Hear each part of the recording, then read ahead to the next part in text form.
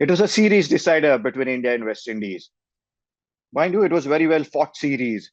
West Indies won first two, and then India came back with winning third and fourth T20I. But in the end, yesterday West Indies was a better side. They played better cricket than India. We have to accept the fact when there are two teams playing, when other team plays better than us, they go on to win the series, and that's what West Indies did. I thought there are a lot of things to talk about. Hardik's batting form, Sanju Samson, the utilization of bowlers. Mukesh Kumar was brilliant in his death overs. Was he used really well, or was he used well by India? And of course, Akshar Patel in that musical chair of, where he was bowling sometimes first over, sometimes 15, sometimes not even a single over. So let's talk about all of this. India won the toss yesterday and it decided to bat first. On a wicket, it looked like a flat one, and usually it has been in the Florida ground that we saw in 40-20I. India needed a good start. India was looking to get more than 200, but in getting that big start, we saw both the openers trying to get some big shots, but they didn't come out. I don't mind that kind of approach. I don't mind that kind of attacking approach, which I've been saying throughout the series. When you're trying to play big shots, take some risk, there you bound to get out, but that can happen. India, but still, I feel India needs to stick to this kind of a batting plan. And then came Surya Kumar Yadav and Tilak Verma. Both tried to steady the ship a bit. Tilak Verma particularly was counter attacking, but Indian got out to a brilliant catch by Roston Chase. And then Surya Kumar Yadav did what Surya Kumar Yadav has been doing throughout the series. Once again, he's been a Mr. Consistent in this format. It is very difficult in T20 format to be consistent and keep playing shots, but Surya Kumar Yadav has been doing it time and again. Hardik Pandya found it a bit difficult. He was taking his time when he was set. The rain came in, but India definitely would want some runs from him. That's a bit of a concern. Sanju Samson had a great opportunity yesterday. He came to bat when there were 12 overs to go.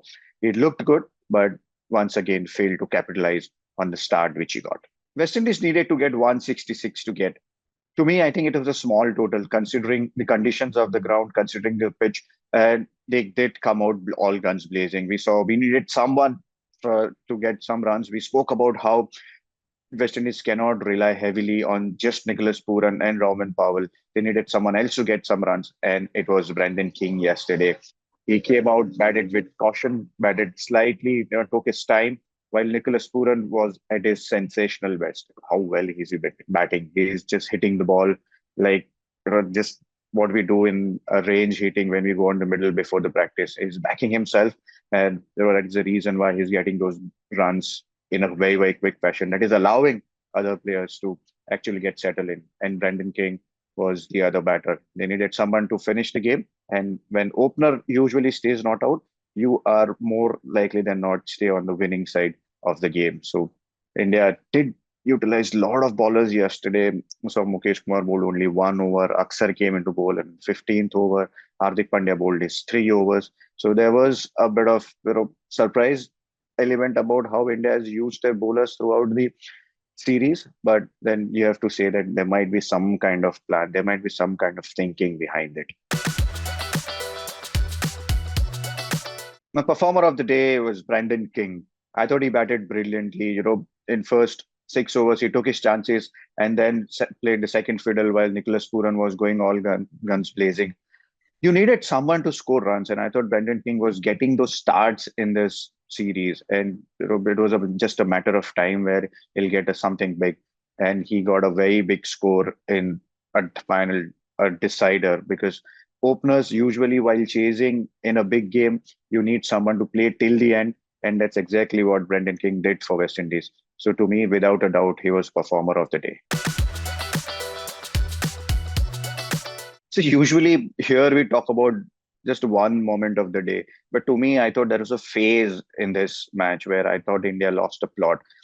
India did lose 2 wickets early. Then Suryakumar Yadav and Tilak Verma were counter-attacking. Once Tilak Verma got out, and then Sanju Samson came in, he took his time, though he got to 13. I thought he was well settled. He had a great opportunity today. We've been talking about Sanju Samson quite a bit, and these are the games you need someone to stand up and give a worthy performance, which Sanju Samson couldn't do it.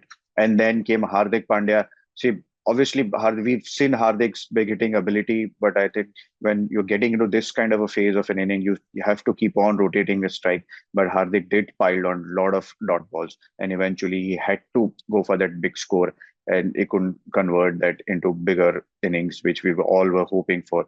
So otherwise, India would have ended up at 190, 200.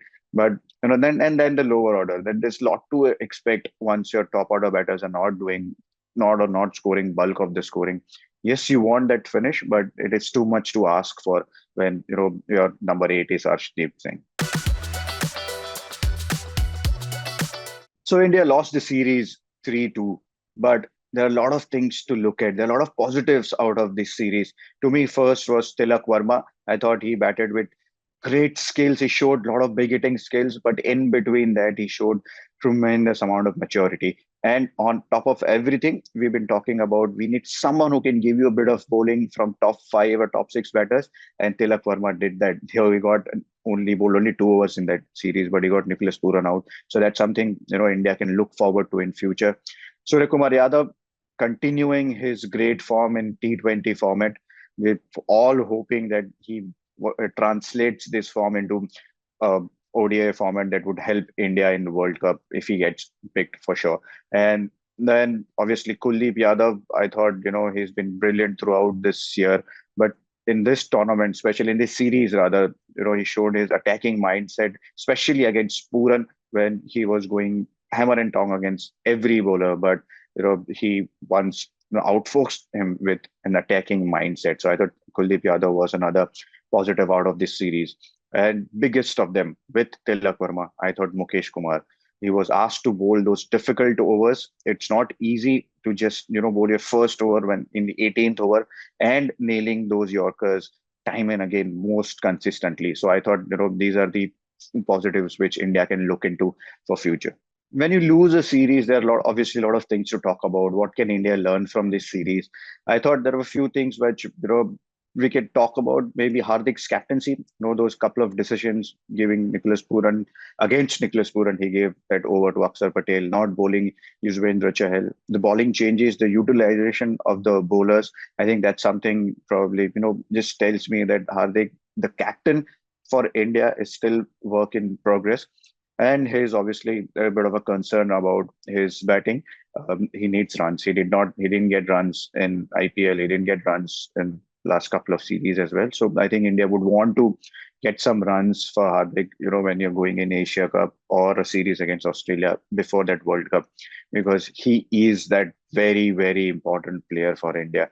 Runs from Hardik Pandya more often than not gives India a great finish. So to me, I think, for Hardik Pandya, Asia Cup and this Australia series would be very, very important. Usage of Akshar Patel, I think that surprised everyone. Sometimes he bowled at first over, sometimes he bowled 3 overs in power play, and sometimes he didn't even bowl an over. So that's something, that India's think tank can look into it and see how to use Akshar Patel, because he's batting at number 7, though he batted at number 4 in one day games. But, that's something India can think of. Inconsistency from top order, whenever you're looking at Indian side, every time we look at runs from top order, and in this series, whether it was one day or T20, every time openers or top orders gave you runs, India went on to win the game. So consistency from the openers that India would definitely be looking to.